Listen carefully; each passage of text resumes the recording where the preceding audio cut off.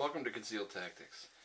I know a lot of people are familiar with this little canister here. I don't know if you are or not, but if you're not, it's called Tannerite. Sorry, I can never say that right. First time we ever used it, so we thought we'd do a little experimentation. First of all, this is a legal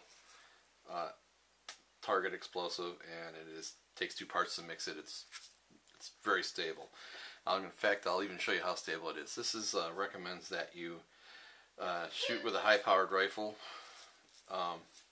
something over 2,000 feet per second. So unless you've got something of a good caliber, it's not going to explode at all.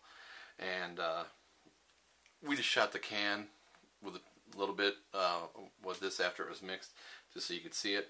But I am going to put another part of this in there that we did try shooting it in one of these with just a 22 Magnum, which does not have the high-powered rifle capacity. It's close, you know, it's feet per second. It's not quite 2,000, but I wanted to see how volatile it was and how easily it would create the impact. And basically, we just broke the container. It didn't do anything. So I'll show that, and I'll show you the little explosion. It's not much. I'm not blowing up houses, TVs, or anything just yet.